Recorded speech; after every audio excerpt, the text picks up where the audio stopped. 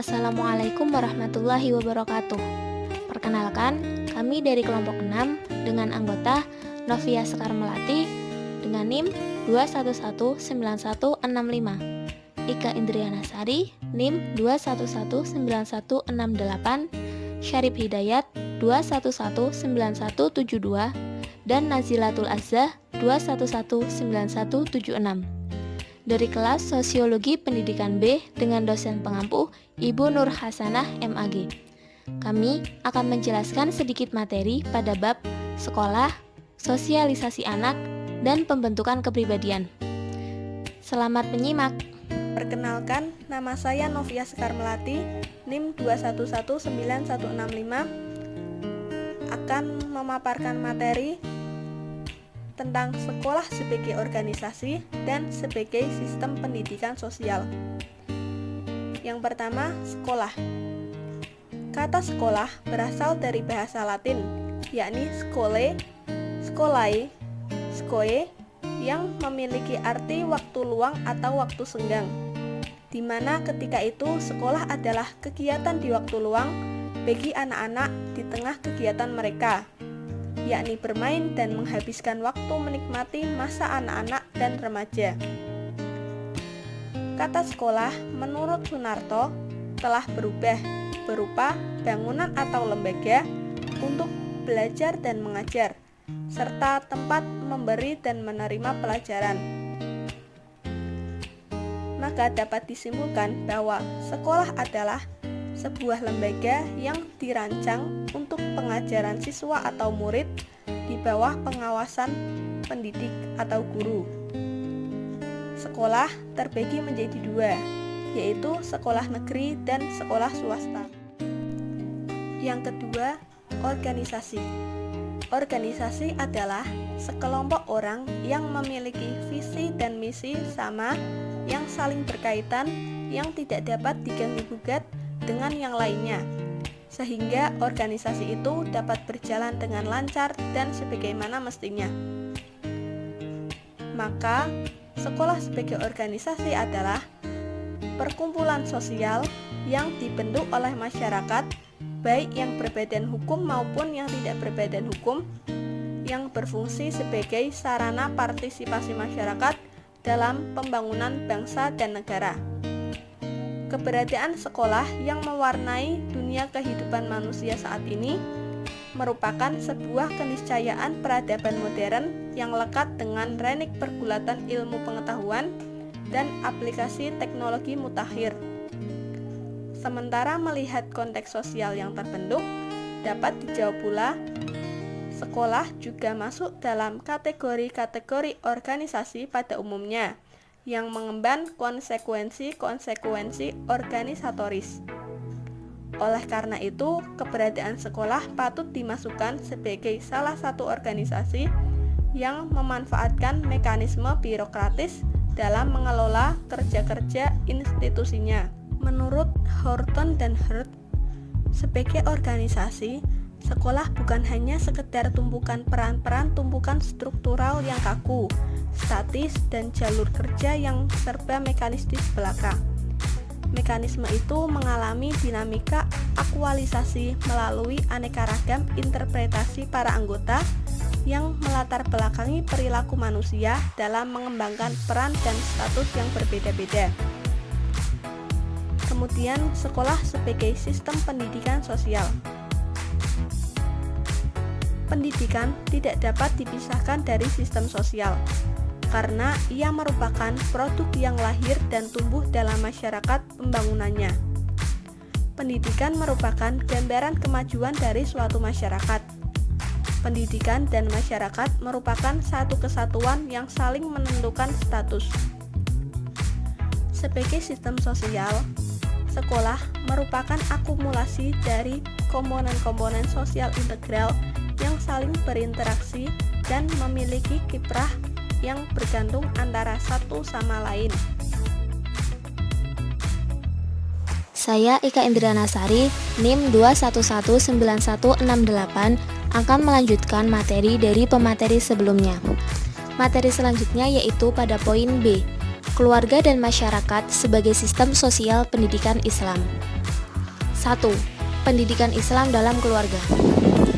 Keluarga menduduki posisi terpenting di antara lembaga-lembaga sosial yang memiliki perhatian terhadap pendidikan anak. Menurut Ahmad Tafsir, kunci pendidikan dalam keluarga adalah pendidikan kolbu, rohani, atau pendidikan agama. Ini disebabkan karena pendidikan agama sangat berperan besar dalam membentuk pandangan hidup seseorang. Pendidikan agama diarahkan pada dua arah, yaitu pertama, penanaman nilai dalam arti pandangan hidup yang kelak mewarnai perkembangan jasmani dan akal seorang anak. Yang kedua, penanaman sikap yang kelak menjadi basis dalam menghargai sesama dan ilmu pengetahuan di sekolah. Yang kedua yaitu peran keluarga dalam pendidikan. Peran keluarga dalam pendidikan meliputi yang pertama, keluarga merupakan lembaga pendidikan pertama dan utama.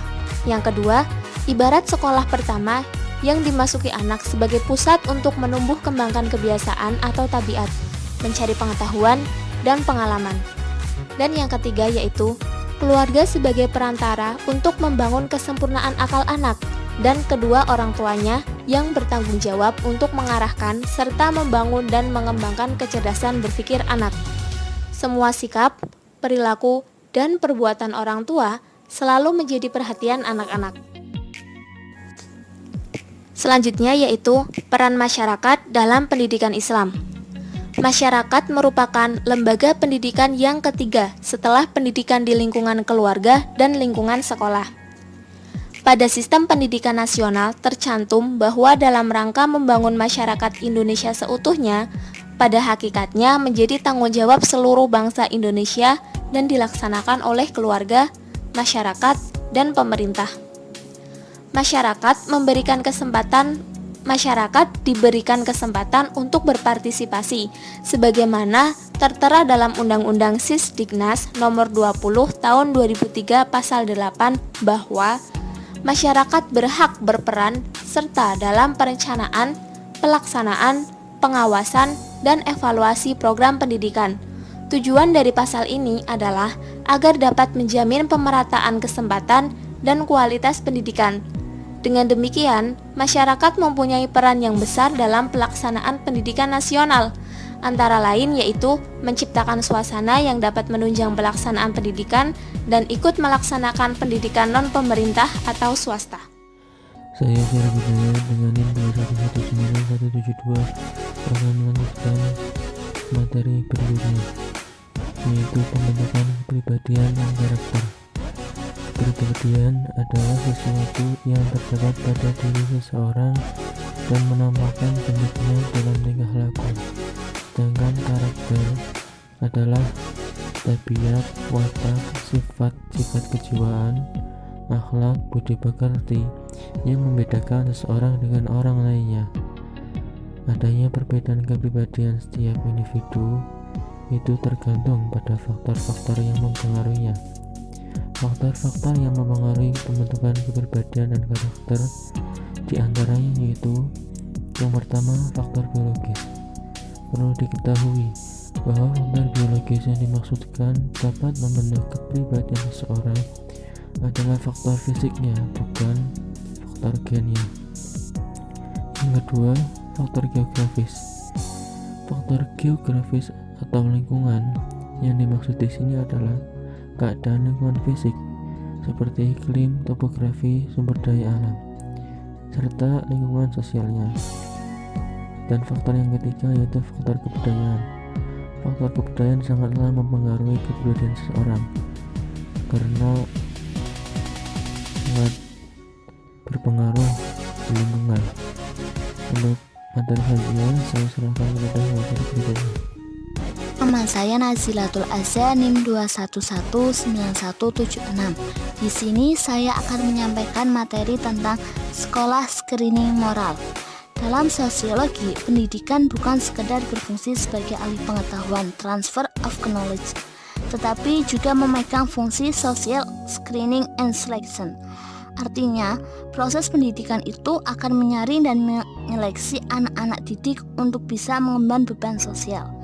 Screening atau penyaringan ini tentu berdasar dari kemampuan anak atas penguasaan ilmu pengetahuan, kompetensi, termasuk di dalamnya adalah moral.